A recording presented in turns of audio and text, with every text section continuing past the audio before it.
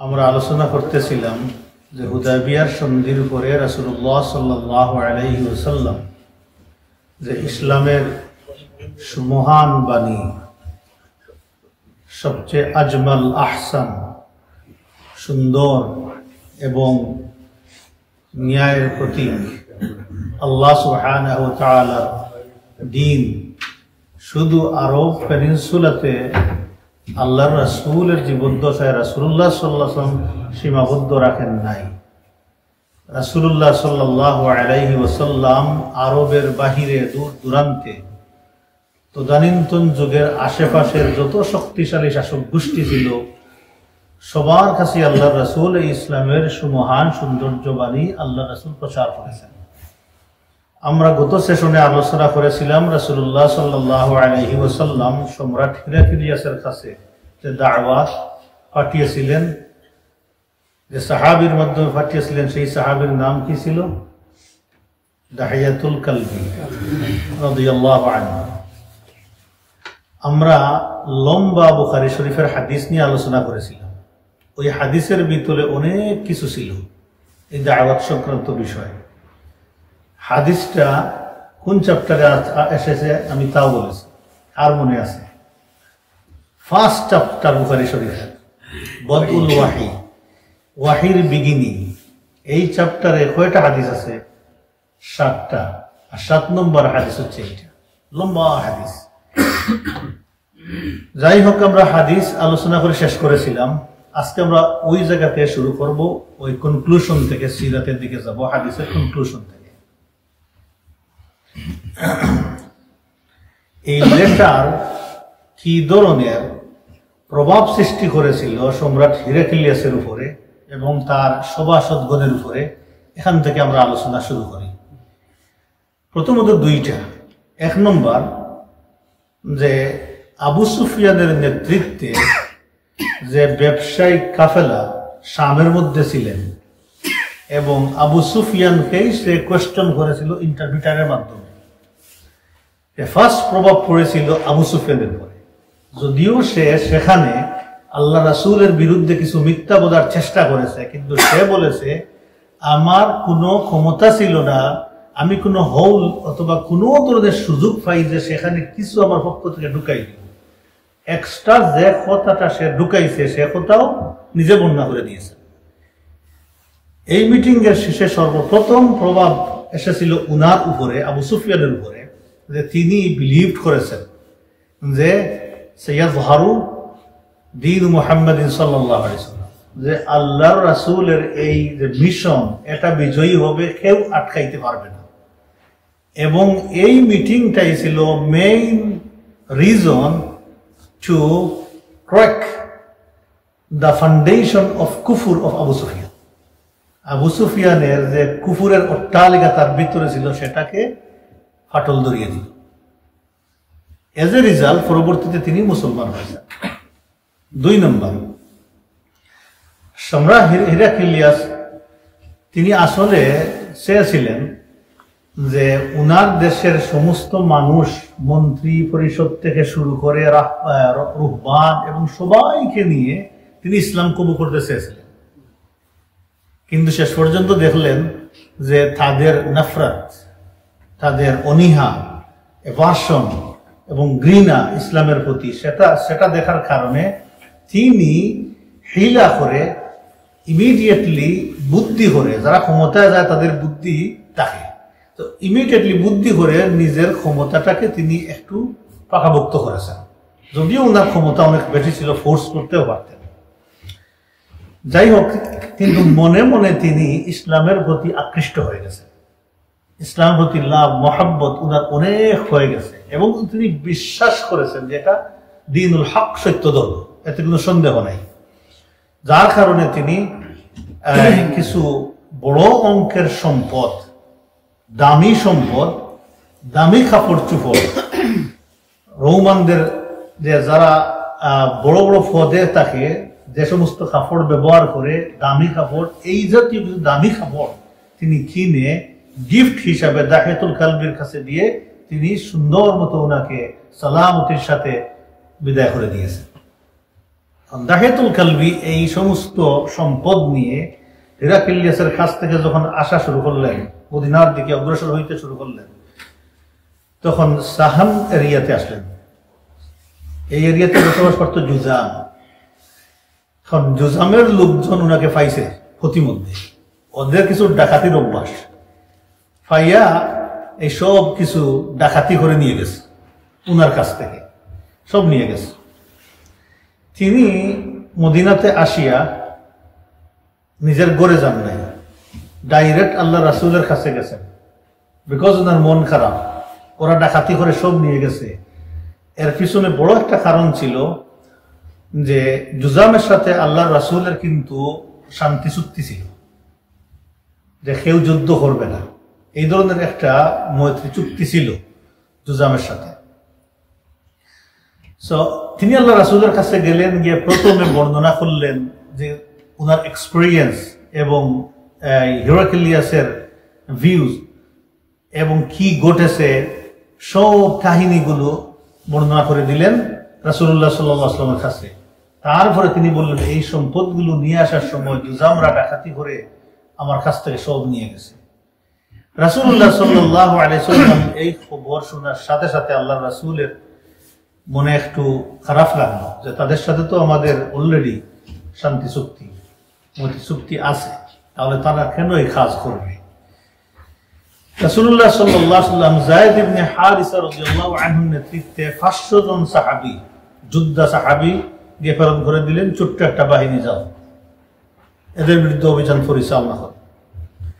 প্রতিটা পয়েন্টে পয়েন্টে দেখবেন যে রাসূলুল্লাহ সাল্লাল্লাহু আলাইহি ওয়াসাল্লাম কি ধরনের নেতৃত্ব দিয়েছেন উম্মতের উপরে।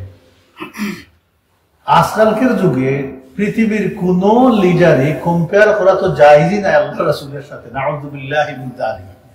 এটা অসম্ভব, চিন্তাও করতে পারবে না।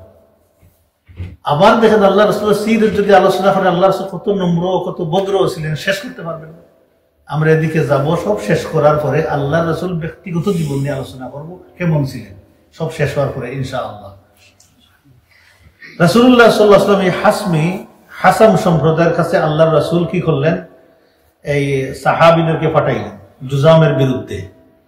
ওরা বসবাস করত ওয়াদি আল কুরআর পিছনে একটা বড় এরিয়া ছিল, সেখানে তারা জুজামরা বসবাস করত।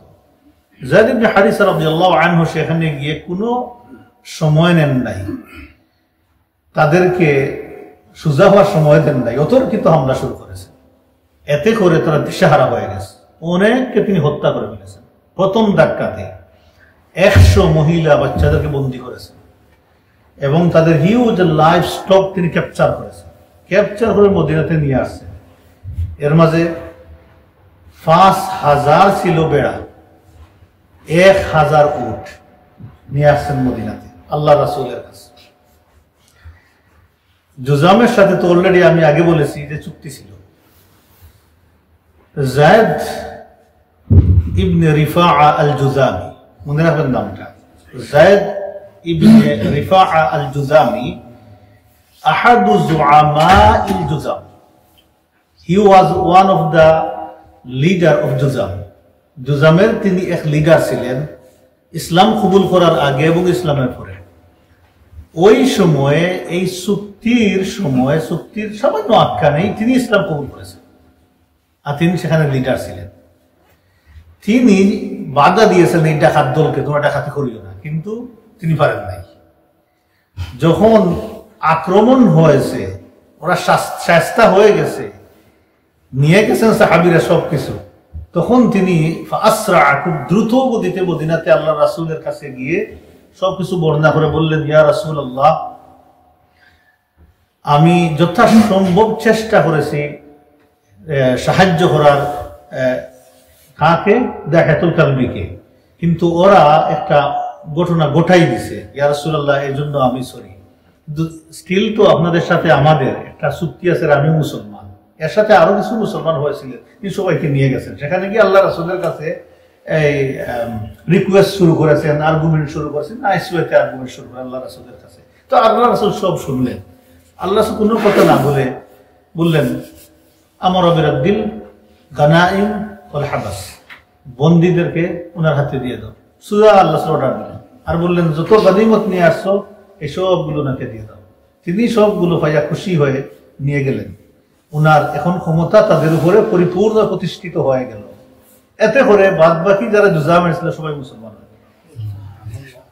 একদিকে তো মার খাইছে, আবার আল্লাহ রসুলের মহানুভবতা দেখছে, ভালোবাসা দেখছে, তাদের কোনো চয়েস ছিল না, মুসলমান হয়ে গেছে। রাসূলুল্লাহ সাল্লাল্লাহু আলাইহি সাল্লাম কিভাবে যে নেতৃত্ব দিতেন আজকালকার অনেকেই এটা চিন্তাও করতে পারবেন না, কি সুন্দর আল্লাহ রসুল পরিচালনা করতেন। এটা ছিল 4 নম্বর। এই ঘটনা শেষ।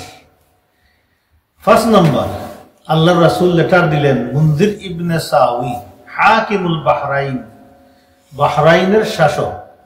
তার নাম ছিল মুনজির ইবনে সাউই, সাউইর সন্তান মুনজির। মুনজিরের কাছে রাসূলুল্লাহ সাল্লাল্লাহু আলাইহি ওয়াসাল্লাম একটা লেটার দিলেন। সেই লেটারে আল্লাহ রাসূল তাকে ইসলামের দাওয়াত দিলেন, ইয়াদউহু ফীহি ইলাল ইসলাম, ইসলামের দাওয়াত দিলেন। আর এই লেটার নিয়ে যাওয়ার জন্য আল্লাহর রাসূল নির্ধারণ করলেন সাহাবীর নাম ছিল আলা ইবনে হাদরামি রাদিয়াল্লাহু আনহু। উনাকে লেটার দিয়ে পাঠাইলেন। তিনি লেটার নিয়ে গেলেন, তিনি লেটার পড়লেন। পড়ার পরে তিনি একটা আল্লাহ রাসূলের কাছে রিটার্ন একটা লেটার লিখলেন। ফাকাতাব আল মুনজির ইলা রাসূলিল্লাহি সাল্লাল্লাহু আলাইহি ওয়াসাল্লাম, আল্লাহ রাসূলের কাছে লেটার লিখলেন মুনজিরে এইভাবে, আম্মা বা'দ, যে শেষ কথা, পরবর্তী কথা, ইয়া রাসূলুল্লাহ, হে আল্লাহর রাসূল, ইন্নী ক্বরা'তু কিতাবাকা আলা আহলিল বাহরাইন, আমি নিজেই কিতাব পড়েছি, আর এই কিতাবটা, লেটারটা আমি বাহরাইনবাসীর কাছে পড়িয়া শুনাইছি।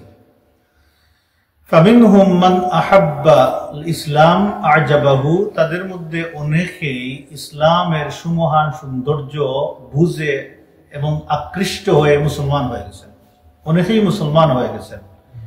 ওদাখালা ফিহি ওয়া মিনহুম মান কারিহা, আর অনেকেই অপছন্দ করে ইসলাম কবুল করেন নাই। ওবি আরদি মাজুসি ও ইয়াহুদি, আমার দেশে কিছু মাজুসি আছেন আর কিছু ইয়াহুদি আছেন। এ ব্যাপারে আপনি আমাকে একটা সুনির্দিষ্ট পরামর্শ দিন ইয়া রাসূলুল্লাহ। আল্লাহ রাসূলের কাছে তিনি এই লেটারটা দিলেন।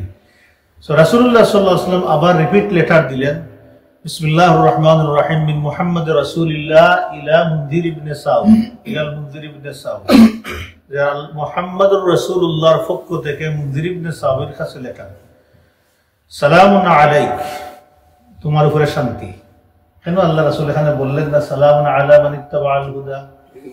তিনি মুসলমান হয়ে গেছেন অলরেডি, সুবহানাল্লাহ ওয়া বিহামদিহি, তিনি অলরেডি মুসলমান হয়ে গেছেন। লেটার ফাইন্নী আহমাদু ইলাইকা, আমি তোমার কাছে মহান আল্লাহ প্রশংসা করতেছি।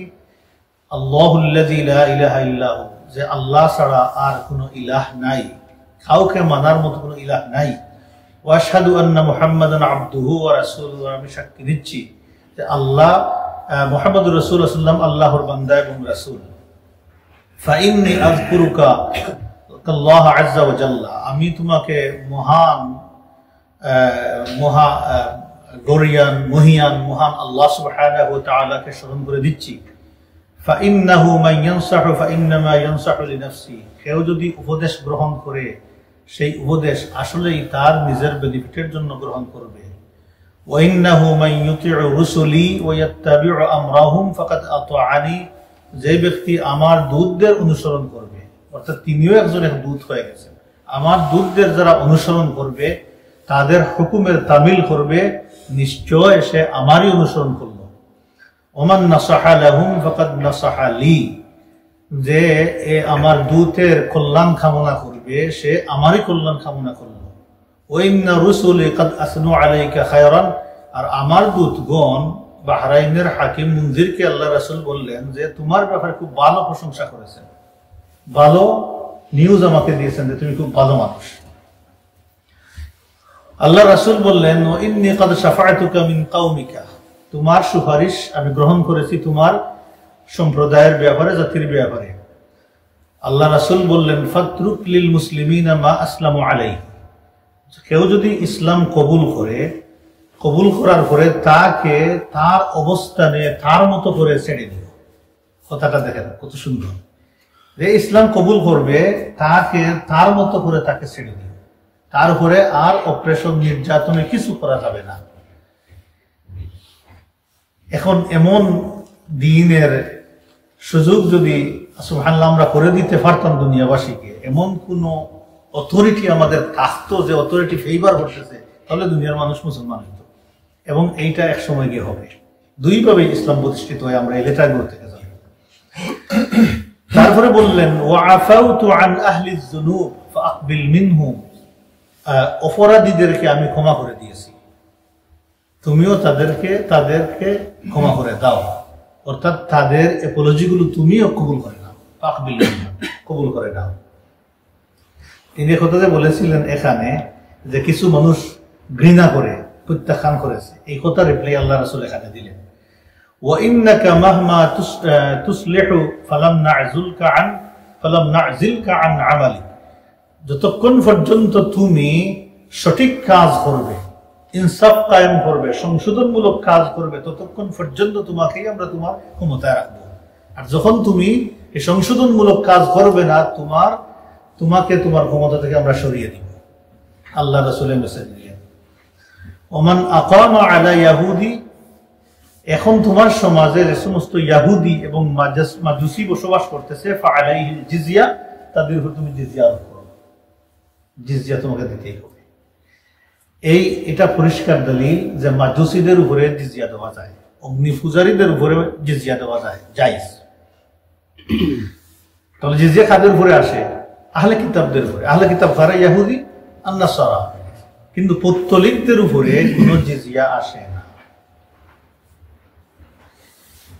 এদের উপর রুল হচ্ছে ভিন্ন রুল হচ্ছে এটাই যে এদেরকে বলতে হতো না মুসলমান হও। যদি মুসলমান হও না, মুসলমানের জমিনে যদি তোমরা থাকতে চাও, কোনো চয়েস নেই, মুসলমান হইতেই হবে তোমাদেরকে। নতুবা তোমাদের কোনো সেফ জায়গা যদি কোথাও তাকে যাওয়া, সেখানে চলে যাইতে পারো। থার্ড অপশন হচ্ছে যে তাও তোমরা না করো, তাহলে রেডি থাকো মুসলমানের সাথে যুদ্ধ করার জন্য। যুদ্ধে তোমাদের সাথে ফয়সালা হবে, এটা ক্লিয়ার কাট মেসেজ। কিন্তু জিজিয়া তাদের উপরে হয় না। এই জন্য আল্লাহ রাসূল বলেছেন বুখারী শরীফের হাদিস, উমিরতু আন উকাতিলান নাস হাত্তা ইয়াশহাদু আল্লা ইলাহা ইল্লাল্লাহ, আমি আদিষ্ট হয়েছি মানুষের সাথে যুদ্ধ করতে। এই মানুষগুলো খারাপ, স্পেশালি মুশরিকিন, উত্তলিকগুলো, এদেরকে বলা হয়েছে। হাত্তা ইয়াশহাদু, যতক্ষণ পর্যন্ত না তারা সাক্ষী দিবে আল্লাহ ছাড়া কোনো মাবুদ নাই, নামাজ কায়েম করবে, যাকাত দিবে। এই তিনটা কাজ করলে আসামু মিন্নি দিমাউহুম ওয়া আমওয়ালুহুম, তাদের সম্পদ, তাদের রক্ত হেফাজত হয়ে যাবে, মুসলমানরা আর ভায়োলেট করতে পারবে না। তাহলে কোনো কন্ডিশন নাই, লাস্ট একটাই যে মুসলমান হও তোমরা। 6 নম্বরে রাসূলুল্লাহ সাল্লাল্লাহু আলাইহি ওয়াসাল্লাম লেটার দিলেন হাউজা ইবনে আলী সাহিবুল ইয়ামামা, ইয়ামামার শাসনকর্তা হাউজা ইবনে আলীর কাছে আল্লাহ রাসূল লেটার দিলেন। এখানে অনেক কিছু আমাদের শিকার আছে। রাসূলুল্লাহ সাল্লাল্লাহু আলাইহি ওয়াসাল্লাম সেই লেটারে উল্লেখ করলেন বিসমিল্লাহির রহমানির রহিম বিন মুহাম্মাদির রাসূলিল্লাহ ইলা হাউজাত ইবনে আলী, হাউজাত ইবনে আলী ইয়ামামার শাসনকর্তার কাছে মুহাম্মদুর রাসূলুল্লাহর পক্ষ থেকে লেটার। সালামুন আলা মান ইত্তাবাআল হুদা, শান্তি ওই ব্যক্তির উপরে যে হেদায়েতের অনুসরণ করে। হেদায়েতের অনুসরণ ছাড়া কোনো শান্তি নাই দুনিয়াতে। আমরা যে শান্তি দুনিয়াতে খুঁজি, একমাত্র আল্লাহর দ্বীনের ভিতরেই শান্তি। পৃথিবীর কোন শাসক কি শান্তি আনতে পারছে? আমাদের হুশর পর থেকে শুধু শান্তির জন্য যুদ্ধ করে সব শাসকরা বলে এই দেশের শান্তি। শাসক যখন মনে করে তার ক্ষমতা পাকাপোক্ত হয়ে গেছে, তার বিল্ডিং এ কেউ আসতে পারবে না, ক্ষমতা থেকে ইন্টারফেয়ার করতে পারবে না, মনে করে সারা দেশে শান্তি হয়ে গেছে। আর দেশের মানুষ বুকে মরে, ফানি মরে, ঔষধে মরে, খানি নাই, ফানি নাই, ত্যান নাই, আমি শান্তি আছি তো সব শান্তি, এইটাই খুঁজতে থাকে। কিন্তু সাহাবায়ে কেরাম এটা খুঁজতেন না, রাস্তায় রাস্তায় হাঁটতেন, রাত্রিবেলা গিয়ে দেখে নিজে না খাইয়া দেখতেন যে আমার যে সাবজেক্ট গুলো আছে, দেশের মানুষগুলো তাদের পেটে খাবার আসেনি। নিজে কাপড় পরার আগে চিন্তা করতেন এই ধরনের কাপড় কি আমার দেশের মানুষ পড়তে পারতেছেন নাকি। এটাই হচ্ছে ইসলাম। আমরা তো মুসলমান, কি চিন্তা করি? ক্ষমতায় গেলে গরিব দুঃখী মানুষদের মাথায় লাথি মেরে, খিল মেরে, তাদের সম্পদগুলো নিয়ে পারলে সুইচ ব্যাংকে রাখি। আমেরিকায় বাড়ি বানাই 50টা 60টা 10টা, মালয়েশিয়ায় বাড়ি বানাই, জাপানে গিয়ে বাড়ি বানাই, শেষ পর্যন্ত দুঃখী দুঃখী মরে কেউ বাড়িতে থাকতে পারে না। কি মানুষ আজীব একটা জাতি হয়ে গেল, অথচ আশরাফুল মাখলুকাত আশরারুল মাখলুকাতে পরিণত হয়ে গেল অনেকেই এই দুনিয়ার লোভের মধ্যে পড়ে। এই জন্য আল্লাহ রাসূল বলেছেন দুনিয়া খাদরাতুন হালওয়াতুন খাদরা, দুনিয়াটা হচ্ছে গ্রিন সুইট, মজা কেউ ছাড়তে পারে না, অথচ ছাড়তেই হয়। কেউ লাথি খাইয়া ছাড়ে আর কেউ সম্মানের সাথে ছাড়ে। আজকে দেখলাম অবস্থা, এই 11 সাল থেকে শুরু হইল সিরিয়ার আপরাইজিং, কি পরিমাণ মানুষ মারলো, দেশটাকে শেষ করে দিল, না ছাড়বে না ক্ষমতা। এর পিছনে কিছু কারণ আছে। আমি চিন্তা করলাম ওই পুরানা ক্লিপগুলো তো আমরা ওই ডে ওয়ান থেকে এভরি সিঙ্গল নিউজ আমরা ফলো করতাম, মাঝে মধ্যে বলতাম, মানুষ আমাদের নিয়ে ঠাট্টা বিদ্রুপ করতো, মাঝে মধ্যে খুতবার মধ্যে 2-1টা ইঙ্গিত দিলে ওইটা লই আমাকে সাফার করতে হইতো। আমার হারুন ভাই ওখানে আছে, মাঝে মধ্যে আমরা আলোচনা করতো, ওইটা সাফার করতে হইতো আমাদের। সুবহানাল্লাহ, আজকে দেখেন আল্লাহ সত্যতা, এগুলো আসবে। এর আগে যে আমরা ফাইটিং দেখতেছি, এটা হিজবুল্লাহর সাথে হোক আর ইরানের সাথে, সবগুলো ফেক ফাইটিং। এই কথা অনেক আগে আমরা বলেছি, মানে বিশ্বাস করে না। দেখবেন আপনাদের জীবনটা ফেকে পরিণত হবে। সেখানে কিন্তু ওই যে প্রফেটিক জিনিসগুলো সেখানে বাস্তবায়ন হতেই হবে। এই প্রফেটিক জিনিসগুলো বাস্তবায়নের আগে অনেক ফেক জিনিস ঘটবে। রাসূল আমরা হাদিস সহিহ, সিরিয়াতে ফিতনা হইলে সারা পৃথিবী কোথাও আর ফিতনা মুক্ত থাকবে না। হ্যাঁ, কিয়ামতের দিন আমরা সেখানে দাঁড়াইব। বাইগুলো আমরা চিন্তা করি, এটাই হবে হাসরের মাঠ। এখানে সকল কিছু ঘটবে। এত বেশি হাদিস আরব পেনিনসুলার উপরে সিরিয়ার চাইতে বেশি আর নাই। সেকেন্ড হচ্ছে গিয়ে ইয়েমেন, তারপরে খুরাসান ইন্ডিয়া, আর আরব পেনিনসুলার বাইরে সমস্ত হাদিস আছে। এগুলো একই সাথে ঘটতেই থাকবে। অনেক কিছু ঘটবে, বাকি রয়ে গেছে এখনো। দেখবেন সামনে এমনও যুদ্ধ হবে, আকাশে ফাঁকি উঠতে পারো, যা সক্রিয় করবে যে অবস্থা এখন। এগুলো আল্লাহ রেডি করতেছেন, দেখবেন শুন। আল্লাহ যদি হায়াত দেন আপনাদেরকে, আমি যদি বেঁচে না থাকি, জর্ডান ফুল করবে, মিশরও ফুল করতেই হবে। আল্লাহ হাদিস বাস্তবায়ন হতেই হবে। জর্ডানের ওপারে, রিভারের ওপারে মুজাহিদিনরা থাকতেই হবে, এবং ওপারে ইহুদিরা থাকতেই হবে। এগুলো করতেই হবে। আমাদের চোখের সামনে যেন আল্লাহ সময় গোটাই দিবে, অনেক কিছু ঘটবে, কিন্তু বুঝতে মানুষের দেরি হয়। কারণ চোখ দুইটা, বাহ্যিক চোখ আর ভিতরের চোখ। ভিতরের চোখ হচ্ছে আল্লাহ, কিতাব, রাসূলের সুন্নাত, এই ফারসাইডে দেখতে হয়। আর বাইরের চোখ হচ্ছে দুনিয়ার, এই রাশিয়ার নিউজ, ফ্রান্সের নিউজ, আমেরিকার নিউজ, এগুলো হচ্ছে বাহ্যিক চোখ। এগুলো খানা। এই জন্য দাজ্জালকে একচোখা বলা। কেন বলা দাজ্জালকে একচোখা? একটাই দেশ দুনিয়াতে, মাটির নিচে কিচ্ছু আসে দেখে না। দুইভাবে সে হতে পারে, মুহাদ্দিসিনগণ বলেছেন, হতে পারে আসলেই একচোখা, একটা চোখ থাকবে তার। হতে পারে রূপক ভাবে সে শুধু দুনিয়াই দেখবে, আখিরাত কোনো দেখবেই না। এই কারণেই একচোখা তাকে বলা হয়েছে। এই দুইটা চোখ দিয়েই দেখতে হয়, দুনিয়াও দেখতে হয়, আখিরাতও দেখতে হয়। তো রাসূলুল্লাহ সাল্লাল্লাহু আলাইহি ওয়াসাল্লাম বললেন, সালামুন আলা মান ইত্তাবাআল হুদা, যে হেদায়েতের অনুসরণ করে তার উপরে শান্তি। তারপরে মেসেজটা দেখেন আল্লাহ রাসূলের। আল্লাহ রাসূল তো জানতেন কোন জায়গার শাসক কিভাবে অবস্থান করে। আচ্ছা বলেন তো, আমাদের বাংলাদেশিরা আমরা সবাই, বাংলাদেশের সব জায়গার মানুষের কি সমান ফিলিং না ভিন্ন ভিন্ন ফিলিং? সব জায়গার মানুষের রুচি সমান না ভিন্ন ভিন্ন রুচি আছে? অনেক বিষয়ে কমন, কিন্তু কিছু বিষয় ভিন্ন ভিন্ন আছে। আমি অনেক বছর আগে কাটাবন মসজিদে একটা খুতবা শুনতেছিলাম, কামালউদ্দিন জাফর সাহেব খুতবা দিচ্ছিলেন। তিনি বলতেছিলেন যে বাংলাদেশের মানুষের অবস্থা নিয়ে। তিনি বলছেন, চিটাগাঙ্গে গেলে মানুষের এক ধরনের ফিলিং, আর নোয়াখালীতে গেলে এক ধরনের ফিলিং, আর সিলেটে গেলে তিনটা কথা বলেছিলেন। যে সিলেটে গেলে মনে হয় মানুষ কথা বলে সময় মনে হয় তোমার শুধু খাইছো নি, বইছো নি, গেছো নি, মনে হয় তোমার সবগুলা নরম হয়ে যাচ্ছে, গলে যাচ্ছে। আর নোয়াখালীতে গেলে মনে হয় যে মানে একসাথে গাছ কাটে দিচ্ছে। চিটাগাং গেলে ওই তিনি একটা মন্তব্য করেছিলেন। আমি আমার চাচা আসিয়া নিজে কথা বলে বলে আসতেছিলাম জুম্মার নামাজ পড়ে, অনেক বিষয় এদের মধ্যে এটাও ছিল একটা, যে মানুষের কথার মধ্যে এটা আল্লাহ সুবহানাহু ওয়া তাআলার গিফট। আল্লাহ যাকে যেভাবে দিচ্ছেন সেটাই। এগুলো নিয়ে কোনোদিন ঠাট্টা বিদ্রুপ করা ঠিক নয়, এবং কাউকে হেয় প্রতিপন্ন করাও ঠিক নয়। যাকে যেইভাবে বলে সেইভাবে। আচ্ছা দেখেন তো সুবহানাল্লাহ, মক্কাতে গেলাম আমরা, এখন তো নাই মিসফালা। মিসফালাতে আমরা খাইতাম না, এই যে টিল্লার ফেটে ফেটে ইয়েগুলো ছিল, কি রুট। ইভেন আরবরাও সেখানে রুট, তাদের কথাগুলো শুনে কি শক্ত। যারা আমরা বাহিরে থেকে যাই, আমাদের কথাগুলো সেখানে যারা খাস করে এইগুলো রুট থাকে। অল্টারনেটিভ মদিনাতে যান, দেখেন বাহিরের মানুষ বলেন আর ভিতরের মানুষ বলে এত সফট, এত হেল্পফুল, চিন্তা করতে পারবেন না। এই জিনিসটা আল্লাহ তাআলা দেন। কেন দেন? আল্লাহ রাসূলের হাদিস আছে যে বনি আদমকে আল্লাহ বানিয়েছেন মাটির উপরিভাগ থেকে মাটি নিয়ে স্কুইজ করে সেই মাটি দিয়ে বানিয়েছেন। এবং বনি আদম এই মাটির খাসলত অনুযায়ী হয়। কোনো মাটি পানি ধরে রাখতে পারে, কোনো মাটি পানি ধরে রাখতে পারে না, কোনো মাটি ফার্টাইল, কোনো মাটি ফার্টাইল না। ও মাটির ক্যারেক্টারিস্টিক অনুযায়ী বনি আদম ওইভাবে দুনিয়াতে আসে। যার কারণে এটা আল্লাহ সুবহানাহু ওয়া তাআলা দিয়েছেন। আমাদের অনেকেই দেখা যায় ল্যাঙ্গুয়েজ নিয়ে একটা বিদ্রুপ করে, কথা নিয়ে একটা বিদ্রুপ করে, মানুষের মুখ দিয়ে যে কথাটা বার হয় সেটা আল্লাহর ব্লেসিংস। অথচ সেই ব্লেসিংস নিয়ে কোনো মানুষের অধিকার নাই, রাত নাই, হেয় প্রতিপন্ন করবে। যেটাই বের হয় সেটাই যদি মানুষকে বুঝাইতে পারে সেটাই তার ল্যাঙ্গুয়েজ। এটা এইভাবেই ডিল করতে হয়। আল্লাহ তাআলা ইয়াজান, আল্লাহ আমাদের হেফাজত করুন। অনেকে আজকাল দেখি এগুলো নিয়ে একটা বিদ্রুপ করে, এটা অপরাধ, গুনাহ কাজ। আল্লাহ যেন আমাদের হেফাজত করেন। এখন ইয়েমেনের ইয়ামামার মানুষদের একটা বদ অভ্যাস আছে, সব সময় তারা গুন্ডামি দেখায়।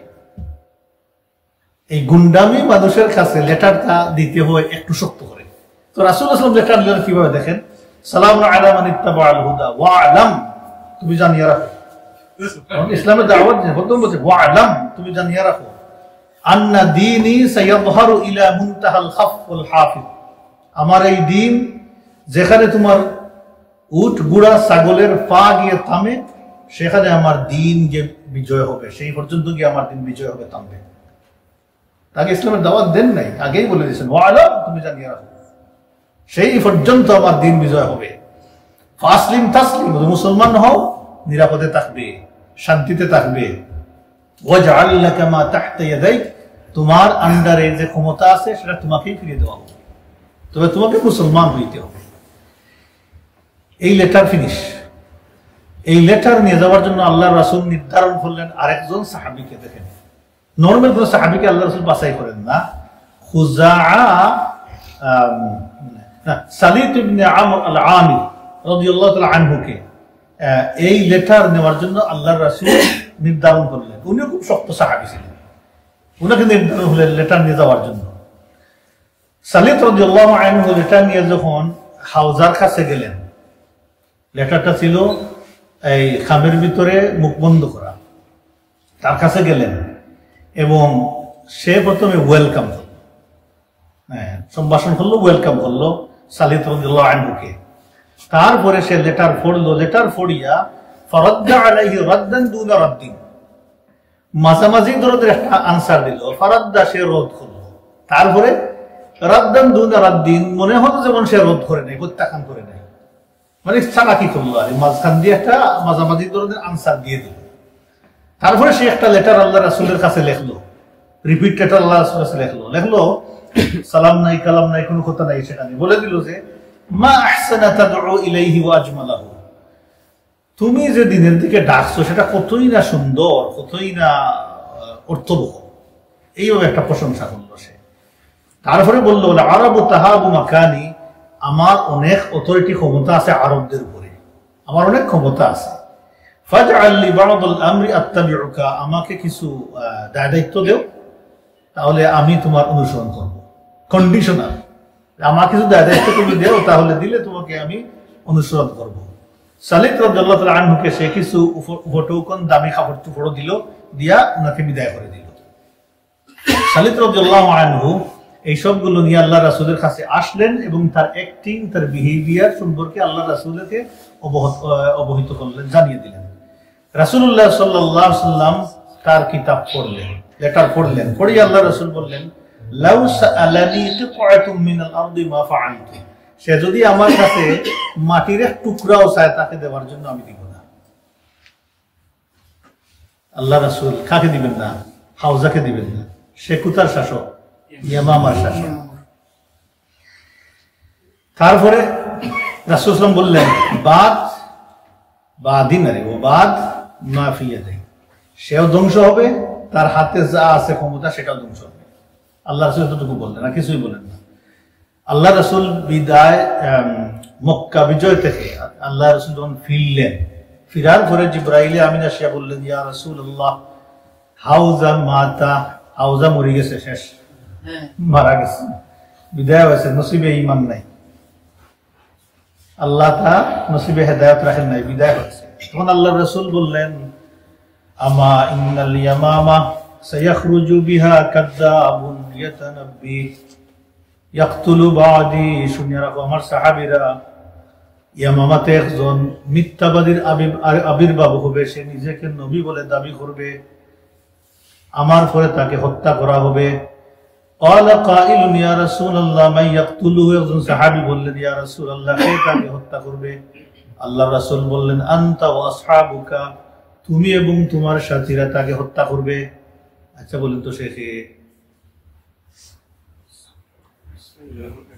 মুসাইলামাতুল কাযযাব, মিথ্যাবাদী ইয়ামামাতে ছিল না মুসাইলামাতুল কাযযাব, তার বিরুদ্ধে কে যুদ্ধ করেছিলেন? খালিদ বিন ওয়ালিদ। আবু বকর সিদ্দিক রাদিয়াল্লাহু আনহু পাঠিয়েছিলেন খালিদ বিন ওয়ালিদ। ওই যুদ্ধে অনেক শহীদ হয়েছিল, অনেক হাফিজ সাহাবী শহীদ হয়েছিলেন ওই যুদ্ধে, বিরাট যুদ্ধ হয়েছে, সে নবুয়তি দাবি করে বসছে, এটা মিথ্যাবাদীর আবির্ভাব হয়েছিল। যাই হোক, তার প্রথম হয়ে গেছে ইয়ামামার। এখন এখানে লেসন হচ্ছে আমাদের, দেখেন যে রাসূলুল্লাহ সাল্লাল্লাহু আলাইহি ওয়াসাল্লাম কি শক্তভাবে তাকে দাওয়াতটা দিলেন। নরমের আমরা জম হয়ে যাই, নরমের কাছে খুব শক্ত হয়ে যাই, আর শক্তের কাছে আমরা কি হয়ে যাই? বক্ত হয়ে যাই। এগুলো ইসলামের শিক্ষা না। নরম মানুষের সাথে নরম ব্যবহার, শক্ত মানুষের সাথে শক্ত ব্যবহার, তবে যাতে বেইনসাফ না হয়, জুলুম না হয়, সেদিকে লক্ষ্য রাখা, এটা খুব জরুরি। এই শিক্ষাটা আমরা পাইলাম এখান থেকে, যে আল্লাহ রাসূলের মিশনটা ছিল এইভাবে। ফার্স্ট অ্যাসেস করতেন ওই জায়গার শাসক কিভাবে, তার প্রজাগুলো কিভাবে, জায়গার প্রভাবটা কিভাবে আছে মানুষের উপরে, সেইগুলো আল্লাহ রাসূল অ্যাসেস করে তারপরে আল্লাহ রাসূল লেটার দিতেন। সাহাবা কিরামদের সাহসও কম ছিল না, লেটার নিয়ে চলে যাইতেন। দেখেন আল্লাহ রাসূল কিভাবে দূর দূরান্তে দাওয়াত দিচ্ছে।